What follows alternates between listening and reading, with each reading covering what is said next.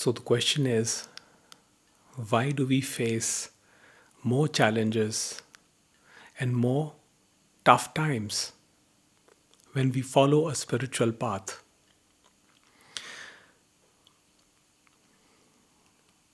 You see, the way this unfolds, this process, the process of deliverance of this knowledge that you are whole, you are pure consciousness, is in this way that first there is a crack in the persona. And when the personality cracks and the light is revealed, it is very difficult for majority of us to actually explain it to people around us what is happening.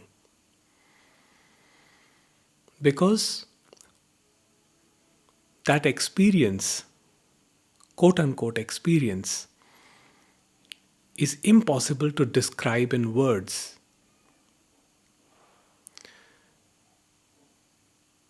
And the feelings cannot be communicated to another.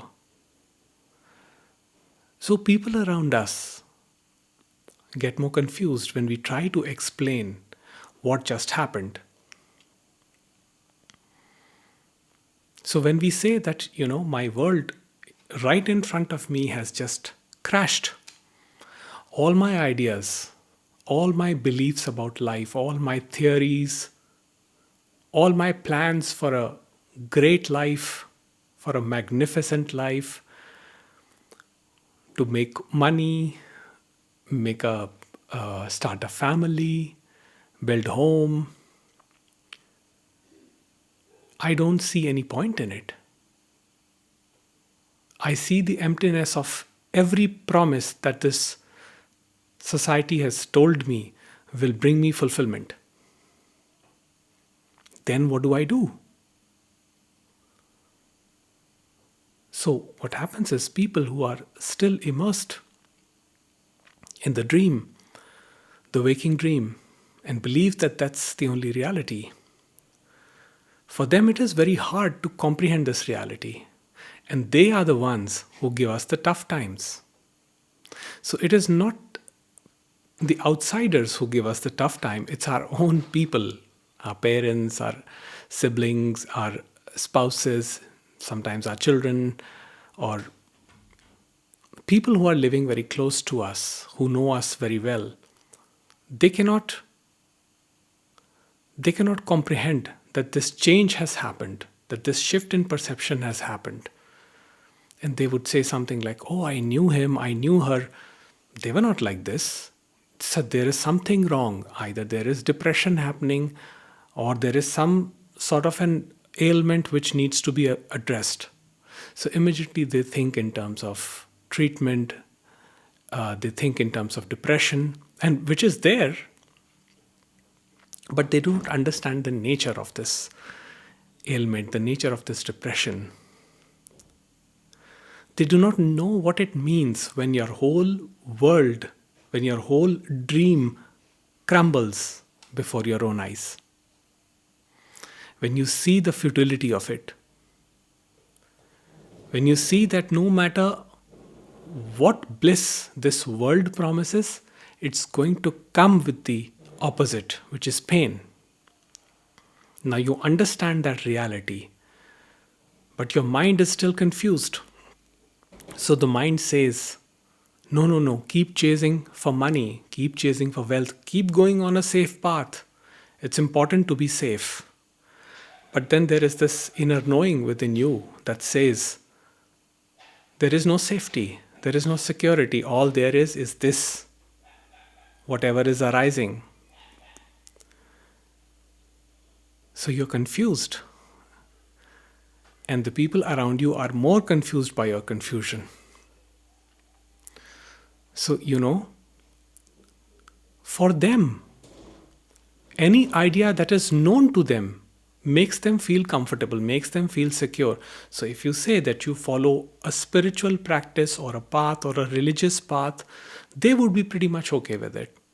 Okay, fine, you want to follow a religious path. Let's say you want to become a priest or a nun or um, a monk. They would still not that shocked. They would understand, okay. But when you say that I don't want to be any of these things, and I don't know what to do, and I don't feel like doing anything, there will be immediately a backlash. What do you mean you don't want to do anything? Don't you worry about your life? Aren't you worried how you're going to manage in your old age? What will happen in the future? They live in time. They live in the imaginary future. That's what they're planning for. So for them, planning a secure future is everything. Make more money. Keep your bank balance very high so that in the time of need, money is there for help. And I do say that that's a good advice. And it is wise to do that. But you see, if your whole idea of life is based around that, then there is some problem. Because you will always be nervous, you will always be anxious, constantly running after security, safety. So now they see you doing nothing at all because nothing makes sense to you. So they say now you're not being productive. They worry about your future. If it's your spouse, they may say, what happened? I don't like this new you. You were not like this before. And if we try to see from their perspective, we can understand that this shift is very difficult even for us to make sense of. So, how can we even expect them to understand? So, a lot of compassion is needed on the spiritual path, not just for the others, but also for oneself. So, I know that after the awakening, there is a crack in the structure of the personality, and I'm going through painful times. Awakening is painful, very painful for most people. So I'm going through this pain. What do I do? I'm not able to do anything because anything that I try to do uses the mind, and that mind has already been cracked now, fragmented now. Its division, its capacity to divide has been seen now. So how do I achieve wholeness from something that is fragmented? That's the confusion. I've seen presence, I've seen purity, I've seen unconditional love. And I have a desire to re-experience it. I want to have that experience again.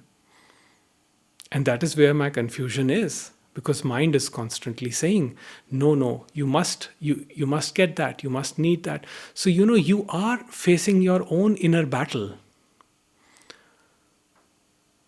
So now what changes in the personality is that there is no grasping or running after things. There is no conformity. There is no imitation. So this behavior sometimes appears threatening to people around because they are not used to living that. They're not used to living life in a different way. All they have done their entire life is conformity. Follow the blueprint that the society gives you. Follow this. Be safe.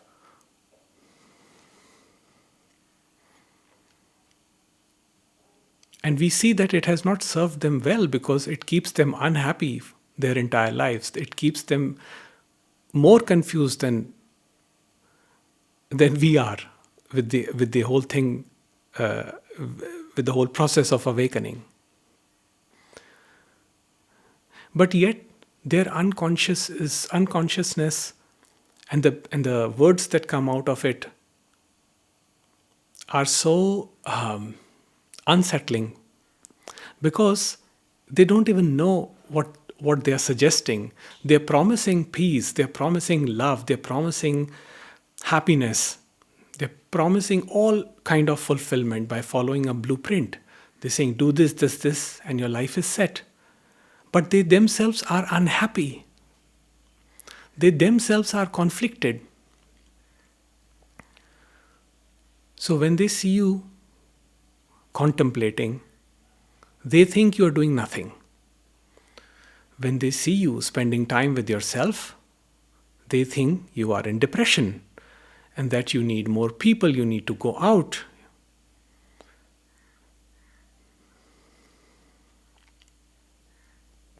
They are convinced that they know what is going on in your mind, what is your internal state. So, what do we do? Can we do anything other than just having compassion? Nothing. And that is why spiritual path is a tough journey and it requires courage. Nisargadatta Maharaj said that spiritual path requires courage. It requires earnestness. There will be obstacles on your path. And if you get caught up with the thinking mind which says, no, I must follow what is familiar, I must follow the safe path, then you will find yourself unhappy because you've already glimpsed wholeness. And that, what is appearing, is part of the waking dream. And you know that there is no concreteness, there is no solidness to whatever is being presented in the waking dream. It could be the grandest or the greatest of things like money, material, or a great relationship, or anything of that sort. You know that it comes attached with pain. And if you tell people around you that, but this comes attached with pain, they will never understand because they choose to not talk about the pain. They're not even conscious of the fact that it comes with pain. So they only, in that moment, when they're trying to convince you that there is something wrong with you, what they are choosing to do is just block those painful parts that they have experienced with everything that they have acquired or attained in this lifetime. And they only give you the positive and the happy parts. And that is the unconsciousness. Nobody tells you, your parents will not tell you, take up a job, take up the 9-to-5 job, but it's going to kill your soul. You'll get money, you'll get a lot of money in your bank account. You may, based on your financial status, you may get a partner. You may get someone who's, who feels safe and secure with you, who values your position, but they will not tell you that that's a very fickle position, that the person may leave when you hit low times, when you hit financial crisis, which you will, because that's how life is. Then they may leave. They never tell you that your children grow up and their children leave. They will tell you all about being a parent, how wonderful it is. And yes, it is wonderful. It is all beautiful. But it does come with the pain. Taking care of a child is hard job. It's hard work. It's something you cannot say no to. It cannot even be outsourced. You have to do it yourself.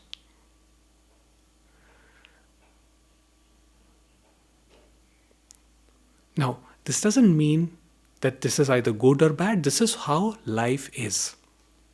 But I'm just talking about that point in your life when a crack in the personality has happened and the mind is in the state of high confusion and there's a lot of pain and suffering after the awakening. Because you're still caught up with the old patterns, old beliefs. Therefore, mind is running in two different directions. There is one knowing of wholeness, and then there is another pursuit of pleasure. It's like, no, I must attain this, acquire this, I must take care of myself, this, that. And you're being pulled in two different directions, causing you stress. It's debilitating you. So when you tell your parents, I'm not able to do anything, they do not understand. When you tell your loved ones They're not very supportive. But one has to go through that path. And yes, one has to accept that sometimes in this process, people may even leave us. Now, if there is genuine understanding and you're fortunate to have good partners, good parents, that may not happen. They may understand, they may give you the time. They may give you the time to go through whatever you're going through without judging you, without trying to fix you, or get a treatment, immediate treatment for your depression, other than offering their presence, offering their support. If you have those kind of people around you, then you're very fortunate. But majority of us are not that fortunate. So some of us sometimes have to go into some sort of an isolation, at least for some hours during the day, to process what is happening, until the time comes when the deliverance of this wholeness that has been glimpsed takes place. And when that deliverance happens, then things take a turn for the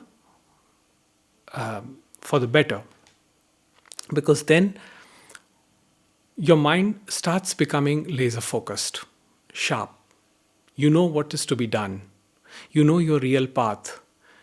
You know what type of occupation will serve you better. You know what type of associations and people will be better for you. You will know yourself so well that you will have the minimum frictions in your relationship with other people, because you will be very clear about your boundaries, about your preferences, about your choices, and what you value the most in life, which is usually peace of mind. So you don't opt for drama or chaos anymore. And all around you find is chaos, so you cannot relate to that. You want to move away from the noise, but you can't. So you accept it. And that is why that acceptance, coming to that point, is tough. That is where it is the test of patience. Patience, it requires a lot of humility, it requires a lot of compassion. These people are not enemies, there is no other. They are an aspect of your own self. So there is no point hating them, there's no point keeping any resentment with them for not understanding you.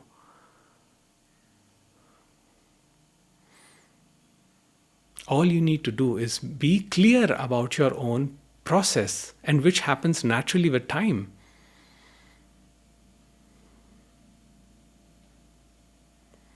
So yes, things are challenging when the awakening happens. And this is the reason why spiritual seekers have it tough than people who are still absorbed in the waking dream. Than people who still believe in the material only.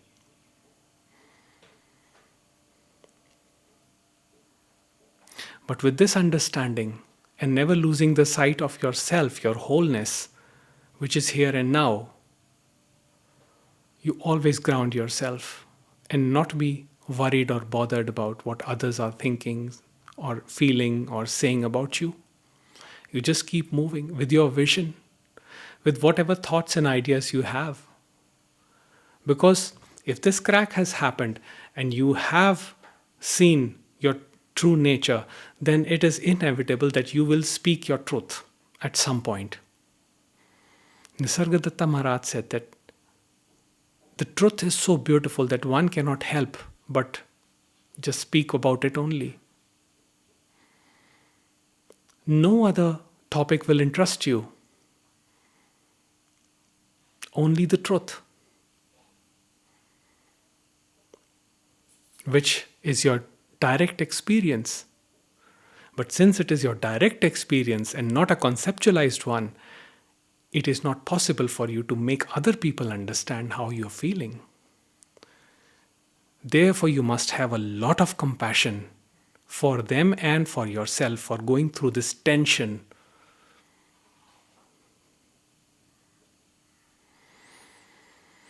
So I hope this brings some clarity into this question of why spiritual path is tough for spiritual seekers. The only thing is that at some point the seeking ends, and with that ends all confusion, all conflict. And what arises out of it is spontaneity, vitality, and joy, and peace.